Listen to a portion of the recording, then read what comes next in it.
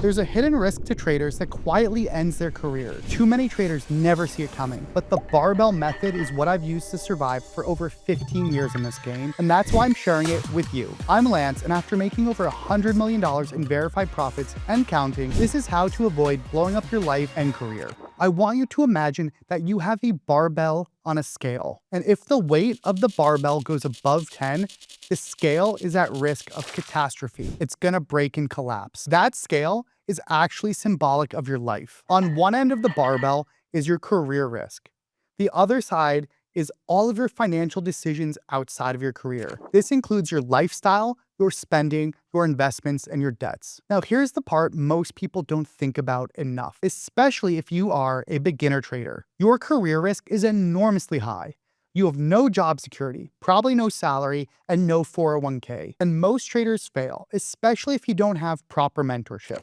So you're pursuing this high-risk job knowing that the early years will be hard, but doing so for a potential lifetime of financial freedom while doing a job you love. But the point remains, most traders are at a 7 or an 8 in terms of risk on that side of the barbell. Their career risk is really high. It might even be higher if you do a lot of shorting small caps, or you use a ton of leverage, or you tend to go on YOLO benders with half your trading account. I don't know why I intuitively understood the barbell method when I began my career at Trillium, but I did. Even prior to starting my career, I've been building up a war chest. The money I burned through during the learning curve, which would allow me to give a full couple years all in to reasonably see if I had what it takes to be a full-time trader. I spent years doing pool maintenance to save up as much as I could. When I was new at Trillium, I was living with 3 roommates. A big splurge night out was a few sushi rolls and a beer. That's because I was aware that I might not make money for a while. And I didn't. It took me over 2 years to start making money. And if I didn't save up, I wouldn't have survived. I share my journey starting from pool boy to becoming one of the best traders in the world in this video. I'll link it in the description. Even the best traders go through drawdowns. Yes, even me, an elite trader who's being featured in the next Market Wizards book out in June. The truth is, some of the best traders have multi-month or even multi-year slumps. Crazy mistakes happen, and your goal is to keep yourself in the game as long as possible. But you cannot stay in the game if one drawdown will destroy your life. And no, I'm not being dramatic. But this barbell method isn't just about safety. When done properly, it also improves performance. Your personal life is stable and conservative. It allows you to take the right trades at the right times and size aggressively when the situation calls for it. More on this in a bit. Let's take a second and get really honest with ourselves and answer the questions. How much risk are you taking in your trading career? And are you over-leveraged in every part of your life outside of your trading career? If the scale breaks above 10 and your trading career is an 8, that means your other financial decisions need to be at a 2 or lower in terms of risk units. Yes, that means super conservative. You know the rule about having 6 months of liquidity for most people with their savings? Yeah, you probably want at least 12 months. You know that new car you wanted? That car payment increases your risk level. Same for having a big mortgage. I actually talked about what you need to prepare in order to go full-time on trading in this video, so make sure to watch it after this one if you're serious about making some serious money. But let's face it, most traders tend to be young males.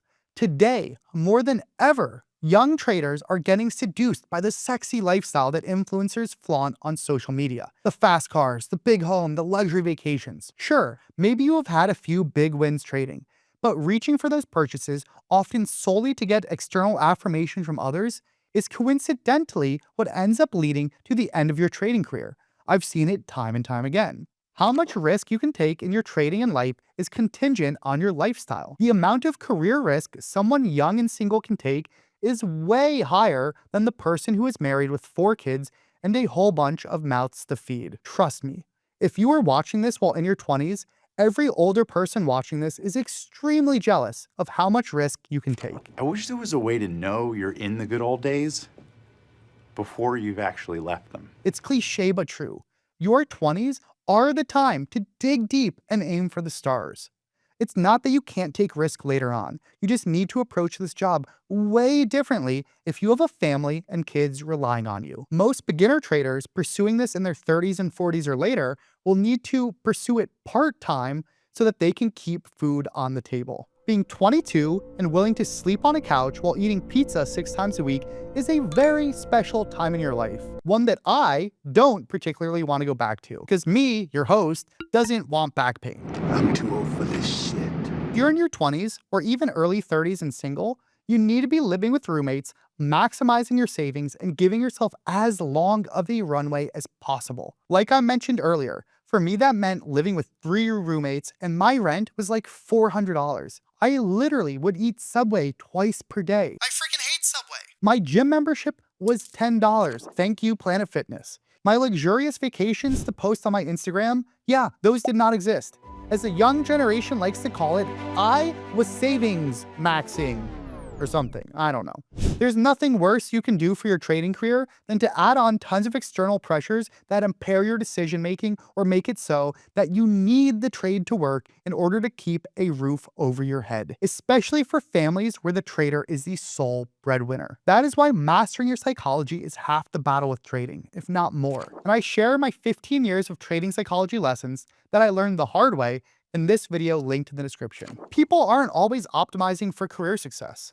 Some people will have an 8 out of 10 risk in their career, then they'll have 8 out of 10 spending habits, 8 out of 10 high-risk investing choices, and 8 out of 10 lifestyle commitments. When you have very little money, you feel this pressure to keep up. You take on a lot of career risk. But because you feel a race versus others, you also invest your portfolio aggressively. You take some YOLOs on the meme coins. You invest in only high-growth tech.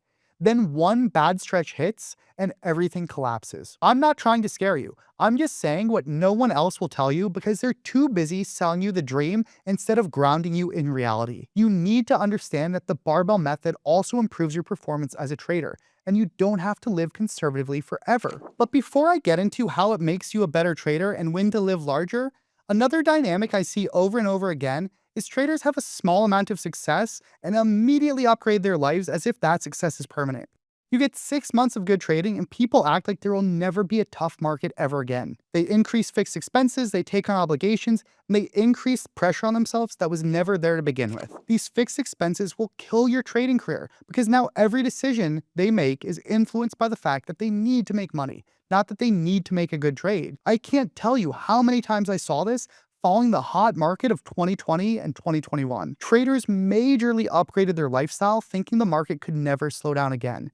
Then the tough times of 2022 gave them a hard reality check. That mental shift destroys performance and your chances of having a long career, which is actually the topic of one of my next videos. It's not sexy like a trading strategy, but I promise if you subscribe and watch that video, you'll outperform those who didn't. Now we've talked about the downside of over-leveraging your lifestyle. What about the upside of proper risk? This is another powerful reason to live conservatively early on as a retail trader. Let's say you do make it and become successful and you start to compound your capital base at some fantastic rates. If so, you will be thankful for every extra dollar you saved that is now your trading account. The power of compounding is incredible. So if you got that used car rather than the new one and saved $15,000, you saved another $20,000 on rent by not upgrading apartments. Boy, will that money add up big over time if you're compounding at 25% per year. Now look, you do not need to live conservatively forever. As you get more and more experienced and sustain more and more market cycles, your career risk actually goes down. You've proven your edge and your ability to adapt. As that happens, the risk units from your career might go from an 8 down to a 6 and then down to a 4. That is when you can then proportionally start to scale up your spending a little bit. With years of track record under your belt, it's okay to live in a nicer apartment or get a new car. But always, always, always live aggressively below your means. There is no universally right answer. And one of the books I love most on this subject is Morgan Housel's Psychology of Money, because he emphasizes and explains how we all have different risk tolerances and our own relationship with money that we bring into this career. What is universally true, though, is that if you want to survive in the trading game, you need to take far less risk elsewhere than you would need to if you had some tenured teaching job with a set salary. Now, just for fun, let's work with that example. Say you have some steady, safe job with a solid income. You don't make a ton of money, but you do want to live comfortably in the future. This barbell method works the other way too. So if your career risk is a 2, you can then take more risk on the investment front. Rather than being invested in cash or bonds, you can take far more risk in the markets with your investments because you know you have a fairly safe job. That doesn't mean anyone should live with no reservations and spend every last dollar, but that is how this barbell method works. So traders, share with me in the comments how long you've been trading and where you think you are on career risk and lifestyle risk. If you found any value in my videos, support this channel by subscribing, and if you're watching on Spotify or podcasts, leave a review. If you're serious about trading, consider joining my trading course. You get access to all my reviews of the monthly top ops and more. Thanks for watching, and I'll see you in the next video.